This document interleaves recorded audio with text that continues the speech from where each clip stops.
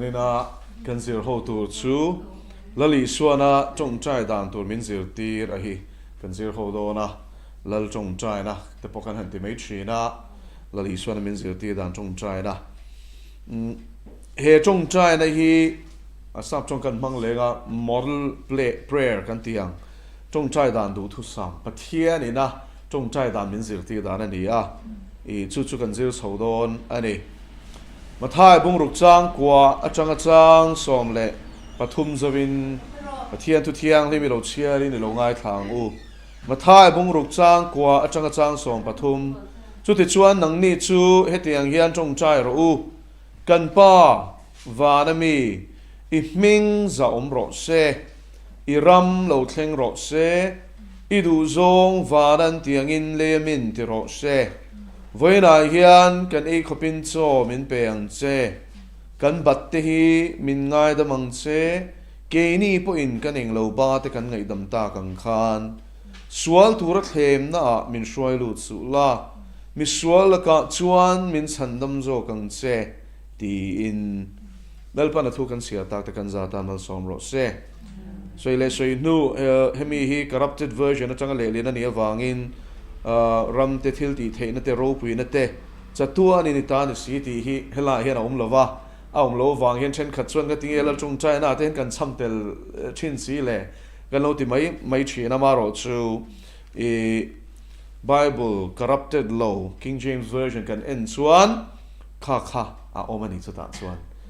chu vain heta lo wang hian lo boi lo ula kan in zir ti chopani lova original text ta kha chuan a oma van doi thak takin kan BSI Bible hi chu corrupted text khoi ching pen to Greek text tanga le na ni wangin kim lo lai hi lom le kheu thina chu soi fia ngai thina ni ole zanina kan zir tur hi I aropui maya achan chu thusil tu kan chiar chuanin bunga a chuanin pathian chu wana oma nang mishing chu le I oma chu wangin pathian ma I chong chu claim ro se atini pathian ma a chong phot hilal pa hianin min ron lo ani tin thutiam lek phe chu I hlen don lo ai chuan in tiam lo ro atia chu tian chuan zarina hian pathian thu kan zir ho na hianin pathian ma akan ron kal reng hianin le van lal ber kan biani ti hi hriang u chu achang chuan hei tu lai chana phei chuanin pathian ne na len dun te kan ron soi war chhota pathian ne na in po na tak nun te kan soi war chhota ma se chu po na tak nun na wang chuanin hei pathian hi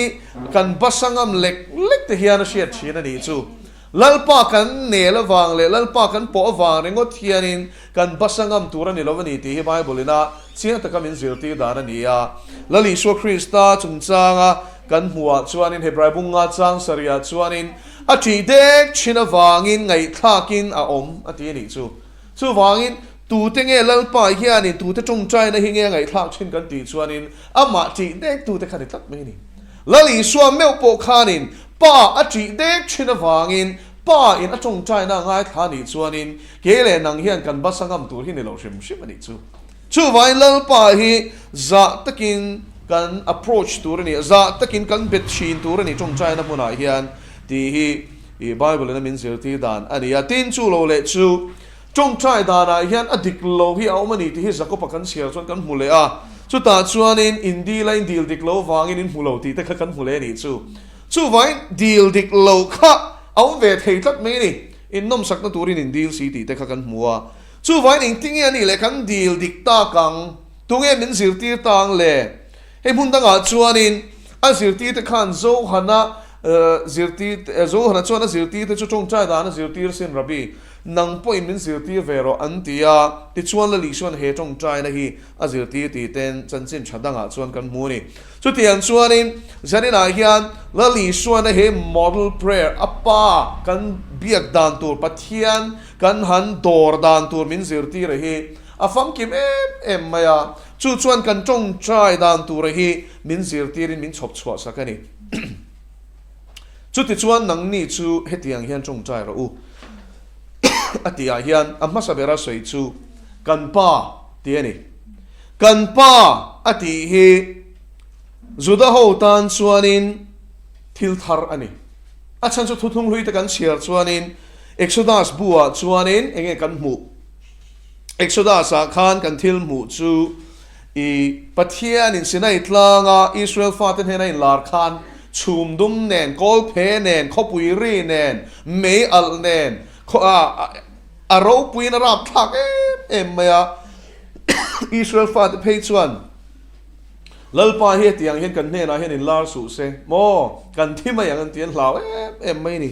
ta chon musi nang han dor ro kini chu kan kal ngam lo kini chon kan han dor ve ngam lo an ti hial ani kha chu tiang chon hla om takin pathian chuan an hena a in puang ani ti kan shia amaro chu lali su krista thisen awangin pathian ina kan chunga kan sual awang a thin urna chu fapa a hri khlak to wang khan chu fapa thisen le cross atlan na lu takawang chuanin ngai dam kan lo ni ta ni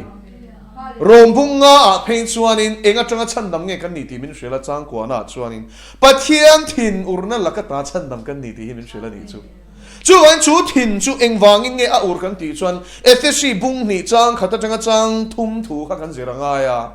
mo kan pian phung reng a kan ril ruput dana po pathian do da zia kan pu ni chu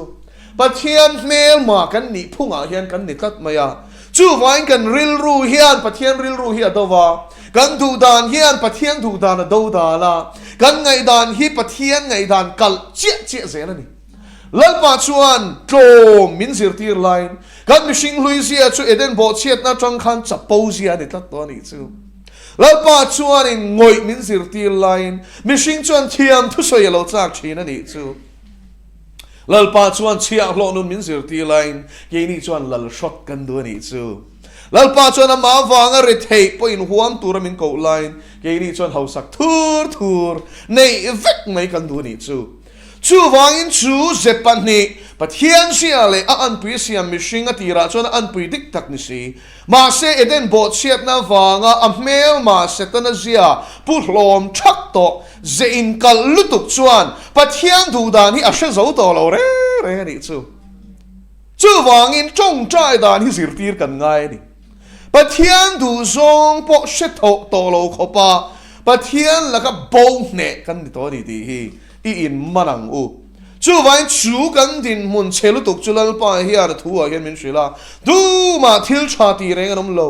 mo pakhat te manom lo mi suak sual tong trai na chu lal pa tan chuan thil ten omani te ti bokani chu vain sani na hian ka unau tu pathian petu ringot point I suak krista tel lo na thailo ti hi riang u tu po ati ke ma kal lo chu pa ne ran thleng lawang hela hian mo changdam na kong ani ringot lova chong chai na po hian ani lali suak kal tlang lo hian tu man pa pathian hi an han direct thailo ti hi chiang takin riang u chu wangin chan chin tha zo han sia ka chon lali suan ka minga indi la ti tlat mai ni chu o ming dang di la thiang lo lal pa na pom ve lo I suak kristan ming lo hi chu pom ani lo ti hi zani na hian chiang takin riang u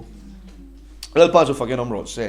chu wangin tu ne na nge kan chong trai nga pa pathian ne na kan chong trai ang tu mingin nge kan chong trai ang fa pa Isu Krista mingin kan deal tu rani ama ro chu chong trai dan tu re ro chu tharau thiang hi min zir ti do na ni chu la ta kan chon hela yan lali suaina kan pa ti tu ra min ti na chana hi enge soi ta kan thu thung luya chuanin lalpan ming lam ringot po zu da ho chuanin ti sualan hlawa ti hlum an ni khan hlawa chu vain thu som pek zinga pathum na chu kan sia lalpa I pathian ming chu naranin lam su ti ni tu lai khovel kan en chuanin na naran hen kan van lam na sem thero zo society a nge po hian nu ho bik takin te teng mei chia enga ma che swal de le ka lalpa ming an lam ngal ringot zela mo kam chet leu nan hian kan mang mei to a ma se chu a ming soi chiat na za lo na ni ti hiang u shem lovin ka chwa lo wanga ti hi ati tak taka chu athu pe ka chwa ding rek chu vai lal pa ming hi anara na lam hilal pa na phal lo mo al pa chu fakelom ro se za lo taka lam pia lama ama rin na le ama bel na le athu oi tum na nei mi lawa lalpa ti kha van raman lu don swang lo ti le bokani mo mathai bung sari chang som thi pakhata chu wangin helaya kan pa ti tur min ti chu tu te tong chong chai dan tur nge ti lai kha kan soi te lali suwa krishna an lalle chandam tu apoma an sual te sima lali suwa poma pathian in afa apom to te chawin he chong chai na hi an cham thei lal pa jo fakeram ro se ring lo tu ta ni lo hei hi chiang ro se o ring lo tu chuan a chong chai thei lo he tiang hian pathian a han dor thei ma serein pathian hi kapa a han ti ve thei lo ni chu apa ala ni ve tap lo zo ana bung khat kan chiar chuan a tirin thuam thu chu pathian he nam thu chu pathian ni engkim a zaina ma siam ani ti thu te kan mu zela ti chuanin chu thu chu ti sa chang ti chang som palia kan mu a ti chuan tu po amma lo lo ma piang chu an ne na pathian fa ni the na pe ti ni lal pa chu fa kenom ro se tu te ne na mo pathian ni na fa ni the na pe ka amma lo ma piang te ne na te tlat me ni chu vai la li so krishna lo dong songa la le chandam tu lo pom tu te ne ra chuan pathian in apfa ni the na kha apeta ni chu lal pa chu fa kenom ro se chu vai la li so krishna la le chandam tu pom te tan lo chuan pathian hi an pa ani ve lo o chu wang la li so krishna pathian le mishing in kara palai na in rem na palai na thok tura pathian in a ruat le a oden le a pom om chuna chu a fa pai so krishna chau he ne chu la li so krishna lo chu pai la pom lo wangin mishing hian kong shang dap pualin tu la te phei chon america a khwanin a makania o an rin na dal to zia chu mani local research and be a questionnaire and sema born again christian piang thar anga inchal ani so liberal ni lo nominal po intilo piang thar intingat ho kha an zo ta a chuta chuan isu krista chau hi pathian ne ra thlen theina kong ani ti hi ringem tia zona pakhata chuan in ti hian za asom ruk chuan an chang ani chu ani lo an fiani Allah Muhammad kaltlang poin a thlen thei oh chu tiang chuan chu tiang sa khodang bia pon a thlen thei avarak thak to em tro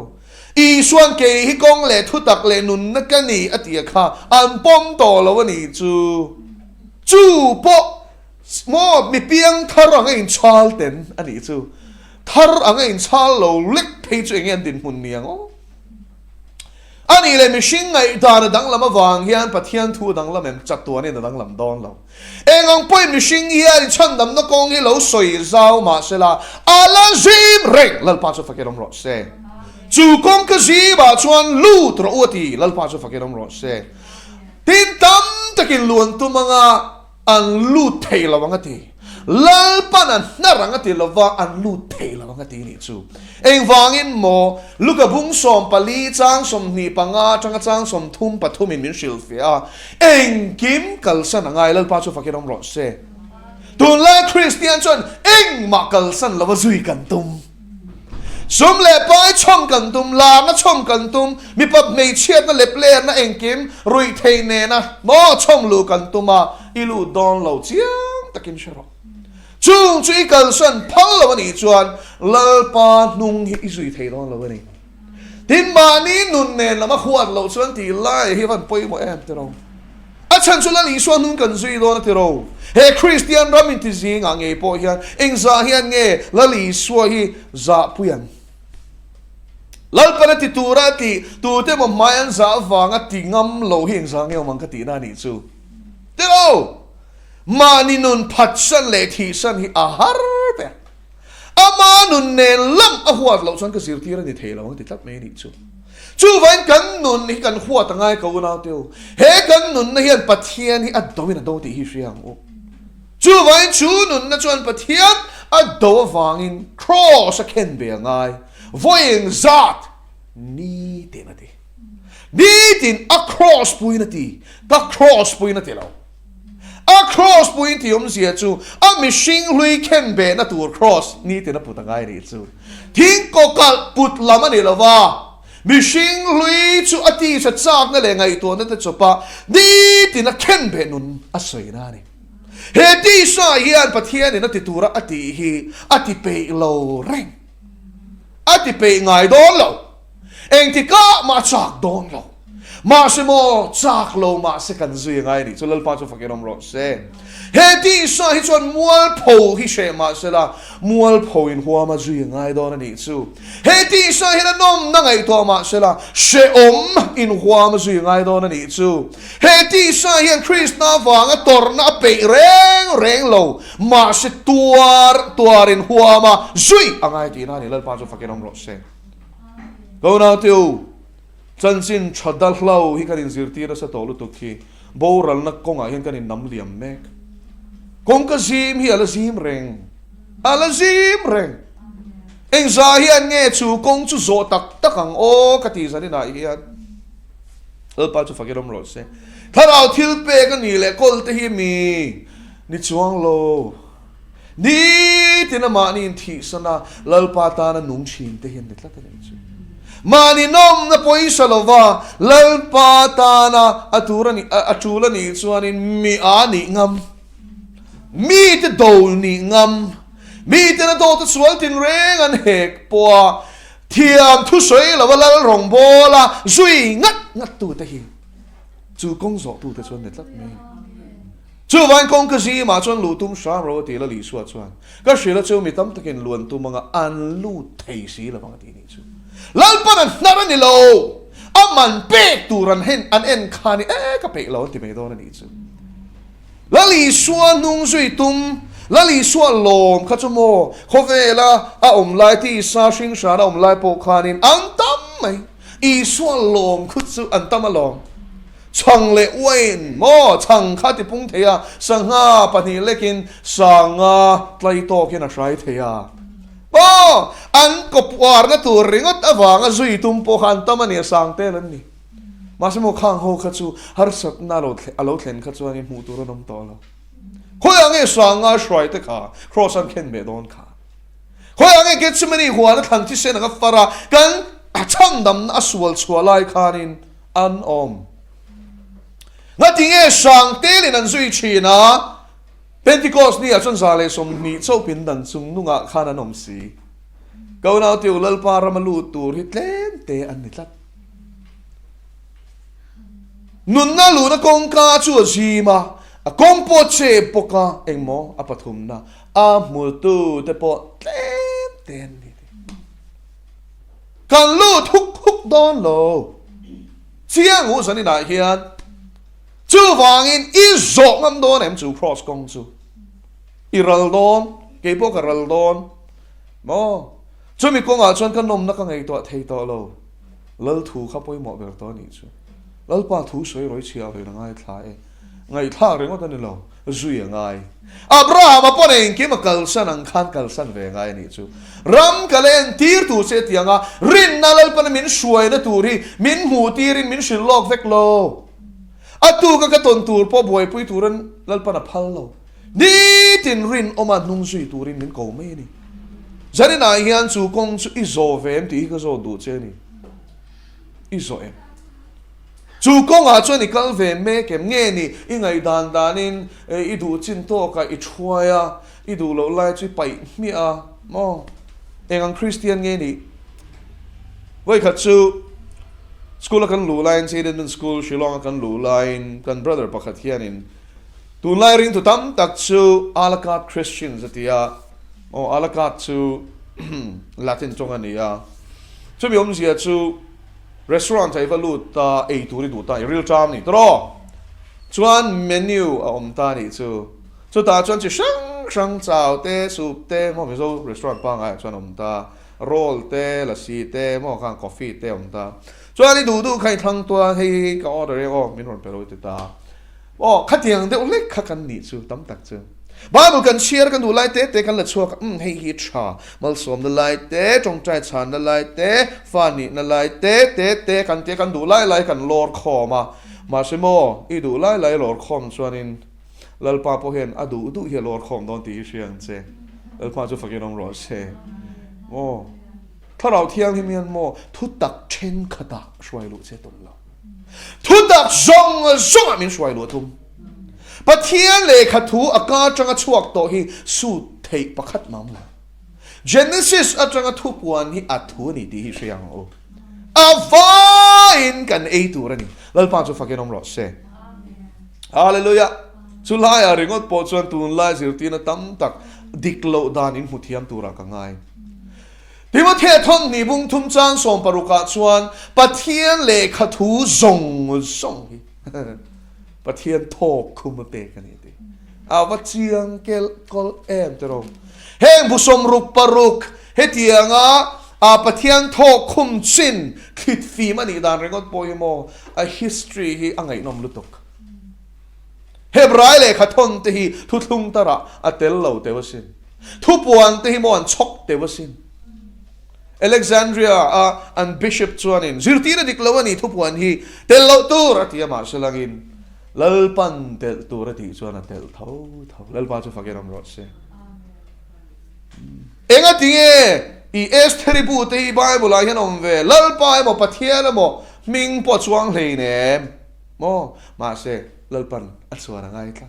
chandam na ruang man na hele khabui poi mo lutuk achan chu chan him na chu juda te atanga chuak turani mesia khamo abraham tha pian ngai midang tha piang theilo chu setana na sheve kara chu vain pathian ina chandam tu fa pa tira tu ma chu ashia da wangin aman ruwa tur kha tha chimi tu malom chu wangin hamana chu setana man ruani line esteri khalal pa man ruani lal pa so fakirom ro se chandam na hol tlang ani tlat khale khabu kha chu wangin ni bible a hian chu wangin zani na hian butin mai hilu chilila aro pui em vek mai ni chu chandam na thu min zir tir ta kheng hian lali suwa chan chin min zir tir vek mai ni chu wangin pathian le khathu a hingun takin chiare lama ro chu to poi mo em mai chu in ne ra thu ka soi hi tharawani nun na po ni ti chu thu kan nuna ron tinung tu chu tharau thiang le mani tlat mai ni tharau thiang hlimina he thu hi aron ti nun chuan mi in azob a she thiam theya anun pui the ni chu ole lali suan nung sui hi pathian in min nar lova mishing te zo khian in kan zo pe chin lo ni ti example NT na Bible mi nge chaber mai chu tlangwal ho sa chung chang he ni he pa chan chin hi chip cher de ol hekin zanin chu chip chawila marka phung so ma chuan ngen sia chu tlangwal ho sa chu chun pa changa lali suan hung sui tu te kha niam mi ho sa suzanite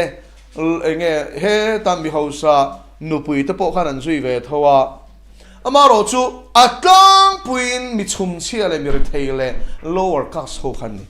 mo tin lali suwa hun la ya so social structure mo khotlang din mun chu chini hian an thliar tok me ya he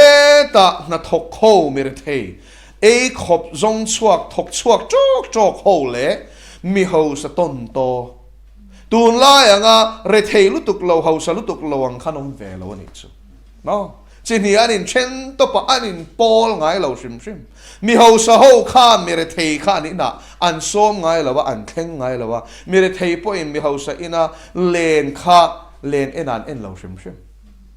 chu tiang bokin mi ho sa kha chu mi re thei ho si nga chuanin an va in ti bol hlo ngai lo mo a sangin engkim mai kha ani mo chu tiang ang society chu ani ti kha lo shepot tai la chu mi kara chun he tlangwal ho sa he chun pachanga I suam ma aron ching chitar mai ni chu khang mi pui mi mir mi chum chia te society ang zo ngai tua chon an zinga akal du mi lo na tur ho zinga aron kal ringot po kha atui hal na tilang tu ni apoi sa to lo anun tui chu hala lom kha pa kha mo ti chuala li suam ma aron kala in ti thei takin atilova aron ching chirup ai ngay tlom về tổ pa ni tổ mi shing na chuan khá mi pui gì ngala li suam ma ron ching chit to chuan ai pha nia ma adu về khop mai ti chuan enge zo enge aron pan chan zirtir tu atita ni chu chatuana nun na kanei theinan enge ka tiang atita ni anei lo ti achiang ti na ni chu nei ni sela aron zong lo topang anei lo awang takin I suan chatuana nun na thu akol ti ashia ta wang aron panani ti kha chiang boka ni chu tin na hun rem chang adap lova amang anga du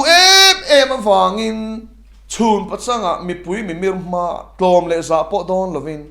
society a adin mun po don lovin I suam marun pha niama chatuana nun na thuruk akhashia ta du ngoi me ni chu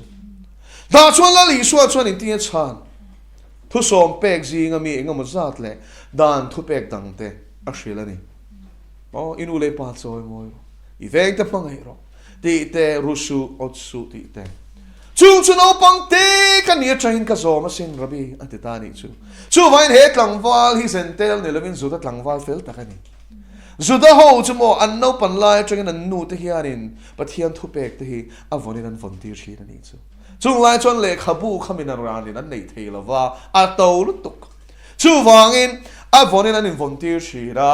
nu ten an englowa man la paten an tile ti chuanin chuno ga khan rabi zirti tu ho ti khanin an volunteer shi na ni chu wai no pangte ni changin pathian thu pek te khachu a shem ema no pangte ka ni chain chung chu ka phong alo ma te ta chuan la li chuan nge soin shi Bible in Israel room in Shiltani chu Isuan chu tlangwal chu apmangai tari chu azong ve tak tak ati ve tak tak adu ve tak tak ni ti asiat khan apmangai ta a ti chuan apmangai awang chuan a hnung zui man a Shiltani chu enge hnung zui man chu thil pakhat che pa ka ti inei zong song shala but chia ten ne na pela ti chuan local la min zui ro ati ni lali suan kha tlang wal ta na lali suan hung zui na konga nok ber kha amul tlang fek mi pat mei chiat na ni lo sa khwan din mun le khang po khan ni lo asum ani ti hi mo chi ani chu a ho sak em awangin chú tlang wal tan chuan la li suan hnung zui kha sum kal sana shal ve ka pachhe tan hena pek chu a hisab na savia wang Bible na soi dan page one mo anun chung rilin sual na sala tu kam mela alanga mel dur queen ti lunga emin a hoikir tani chu aman apengam lo kau na teo pathian in tu ma min no lo isyang u ma shemo van ram lu tu hian aman pek tu rom ti hi syang u chandam na shal tlom lu tu khozir ti tu te hi lalpana langai tu adon chu wangin la li swa krista chuan a zong song ngai ti sia ta wangin ine zong song shal la pachia ta ne na pela chuan local la mi zui an che ti a zui thei ka lo ni kha una te la li suan an no le la li suan an na rem nang zong ati em ni lo a zui thei na tur kong a ko mu zok a zui thei lo na chan fia takin a shil mo le ma se khat lang va khan am man pe thei ngang lova du em si in chatuan nun na a du zo ka nei ta tat zanina heyan hi shiang u lali suan nung zui chak na zong hian an zui pe don lo a phur na zong hian an zui pe don lo a man pe te savin an zui al pa chu fakir om ro se chu van zanina hian I suan nung zui hian man anei ti lo shero al pa chu fakir om ro se a ka ngai zong nu ne lo chuan thelo thang ro thang ro tu rong ngei pol don tu ta ngei ni don du thang la ke pen la hoi ki to suang che zanina hian lalpan min mangai wangin he thu hi min apon ti me kani zitina diklo kanin petan tam to lutok ol sam zong van ram kai dan kanin zirtina sa to lutok aman pek tur hinga tinge thusil tu te hian an soi tak ngai lo le lali suwa chuan a soi chiang a sin le thai bung riat kan chiar chuan mi pakhat chuan zirti tu ka sun kar suyang che tia si halten kuan nei savaten buan nei mishing fa pai ro chuan lu nga na tur nei lo security nei non lo ni o khoi ange lui nga don khoi ange zana iria don o karong i bol don chuan i she don lo ni o thu suin hua mem una tiu dali suan nung zui tum te hian nom sakhi kan van tum to em tu na chuan te ro nei chin che na rong bol tu mi kan tam to tuk eng wangin nge eng kim kal sana ama rin sana ke pen hi kan pe to lo in she tia mem a chan chu a thu cha hi lali suwa zirtir na hi kan zirtir to lo tla ta lo pathian bel chu ho sok na mok te kan ti mai mai khara la ma chun le kan ho sa lom le ma se khovel mi te da na chun mi a kan ni zanina hian ke soi du chu lal pa hian eng kim chan huam anung sui te ne na hian arinom na chu lan tir te meu mai ma se chu arinom zia le a ho sak zia le a pek thei zia le o chung zong zong bei se ya zui te chuan an zui pe chuang lo kan ril ru hi kan poi mo em te ro eng kim chan huam kal san huam tor huam kan zui ngai mal som na bei se de ran chunga sui amo a bei se nga mu lo chuan pe lo ani mai voi khat po India Gate kan ram New Delhi khopui a India Gate lai takani chu ta chuanin Bible track khakan sema police pakhat hian in uniform hi ha pakhat chuan in civil nge dress kha ha police ve khan ni ta ti chuan chung police in a uniform hazok chuan kadua lo I swa hi kadua ni ti mo vai dik tak hindu pa dik takani ma se adu ni chu ka she to lo na ti a chan sin ka she ka zui du eng ko shan nge mo I kap ka in khom na tur min ko mu them ati hang me ni chu ma se bula civil uniform ha si pai ve tho chuan mo mit mei nei deu hian ani le Christian in petai la enge kan sanang aron ti ni chu ka chan ngai lovin uniform ha zo ka chiam pa chon chutiang lama ni lama ti hallelujah al pa zo fakirom ro se Chronicles panhina bung som paruk chang kwa chuan alamaril ro dik tak putu te chunga achak zia ti lang turin khovel zong song alal pa mit chu leng roi china ti enge churil ro dik tak chu thil le mal som na wang ni lawa amma I swa du tu te chuan eng pon chan huam dal pa chu fakirom ro se hallelujah I swa nei ka du zok ro lu ber ain I swa nei ka du zok choi moi na ain I swa nei ka du zok ming than na ain hallelujah dal pa chu fakirom ro se churil ru si pu vem ka una Ramzal tagalal ber chut ai chuan sual thunun kan I si chuan I swa nei ka du zok thil dang song ain khovel zong ain lalpa chu fakirom ro se ko na khovel I swa ya than kop thei lo ti siang se azir ti tenen kim kal sanin an lem ten ei zon na ve chun ngoi sin khang kha mi ho san ni lo ko te kha mo an len khamo poi mo lu to ka tre lek chon an thui ngal zen len khamo le mei chi ni lo peter te ho tang kha long te khamo tuk mei chi ni lo an ei zon na berani ma se mo la li suan ko chuan mo an kal sana an pa ne an kal sana an zui mi I zui ve don em sani na hian helali suan hi zui ve tak tak don em i chung ten tui thar che sela i zui angem i chian ten husit don che sela i zui tho angem bi zong zo in kal sual ti che sela i zui pe tho angem ani tro la li so nung zui na le adu da nang thap thap kal son mo extreme ni te kan lo a kal sual ni te kan lo a i so po hi kan sing a hiron kal le sela kal sual an ti thawang ko san te hi chu vai mo kal sual ti hi mo i poisa du vaksu lalpa nge po haron kal le sela mo kal sual an ti thawang sum don na pun biakin hnuai sum don na ta na rental an pek te hi avo chevek don sia kal sual an ti don lo adim don lo lem chang ho hi dim don si lo wa kal sual an ti me don lo garap preng chunga upa ni ho hi dim don si lo wa pulpit atlangin an nu thadu me don lo preaching le sa chon la li so hi mo a minga chuang khat view me the Pathian in adu zong kan ko shan min an soi ti tak tak chumo ama zonga preaching li saming chuang thi la kha mo fel takin chuang ta lo ringot me ni chu nuwa ma sin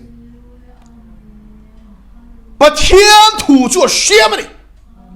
remlen ti tu local kan ni ring su remlen ti tu ron kal kan ni lo do len ti tu ro kal kan ni ti mo in a pp na mo ti om she em mo in a lali swa thang to chuan a pi na zui pe si lo chuan thara window na theng don pa le fa po theng don o chung ngia la ngana ataka dai tu ta chan chin sui hi anuam ka tu thira phara ma chuan chu man chu mo tak takin an pe ni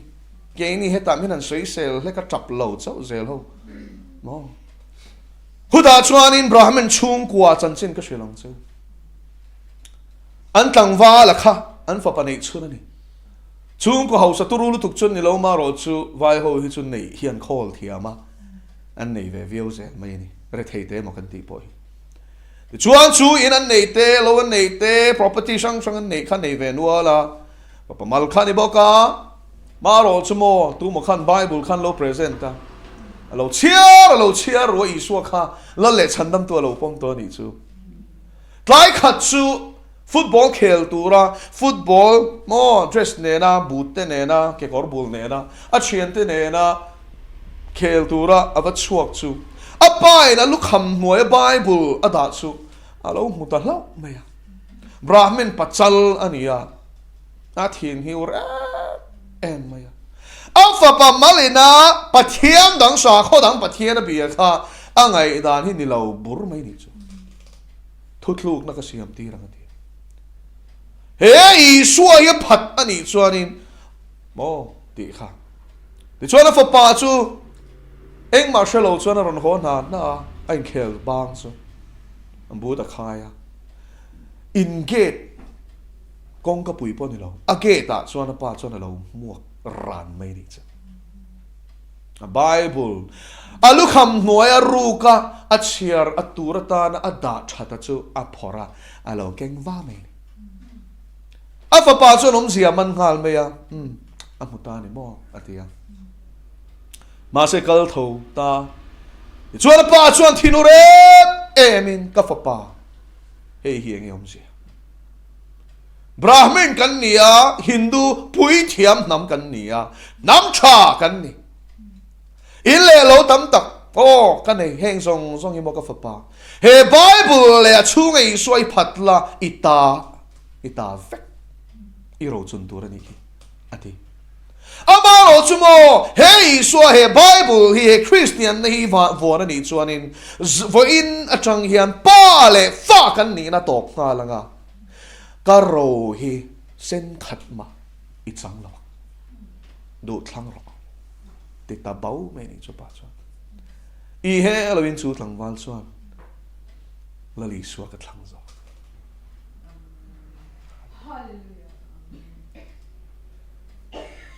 akor hak line en chuan bong ina chuni zan chuan ria ka ni chu ruwa sura vot atilu tuka Christian ten an va muwa an tuam hlom ani câu nào tiêu mi te hian amaran lo pesin mi te hian maran lo pesin enga nge himdam takala li suan hung zui kan tum le minga wang hian vuak torte ti du da te chil sak te do te sual tin reng he ki e kan chan tu ra sen kan pu ma bel za pulan ti ni chuan ke ni lek phei chuan ti nge min tiang le enga tinge torna pum pel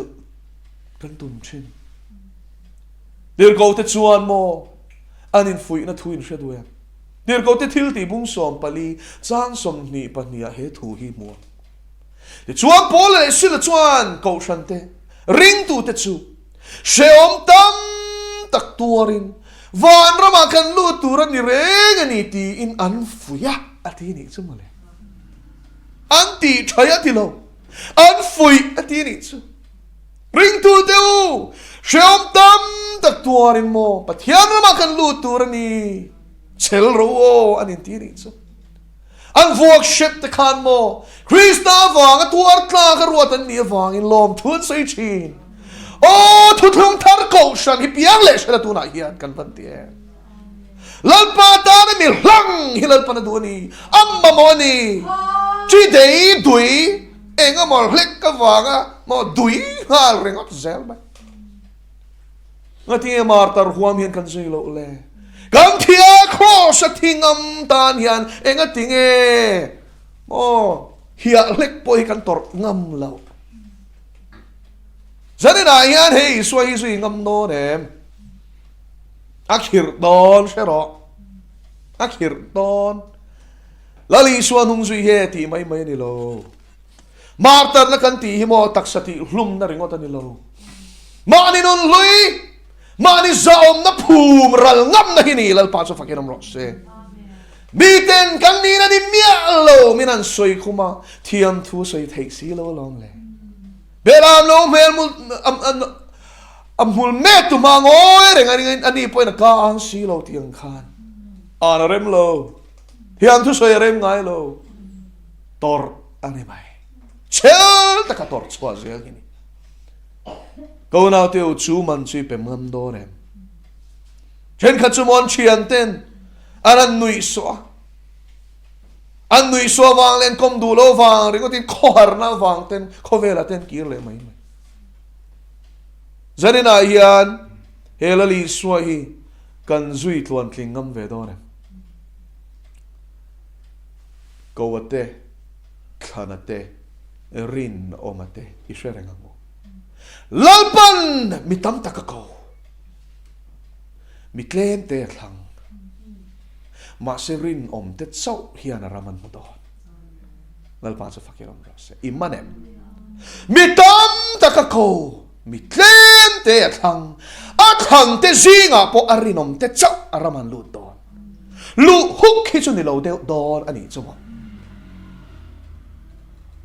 chu wangin herin na in tlan siak na bulchan that ringot himozat ve zo ni lo atok khle ngai atira man pengam anua pengam le lo te hen lu don sawang lo mani chu ngon takin ngai to ro chu tro lal pa chu fakiram lo se oi ka su chak na ka sa da chak na mi pat mei chia hur na chak na anna sa mani anti chi kang wal pakhat lali so nung sui ngam tak pasal chachan chi ni ka sil du chewa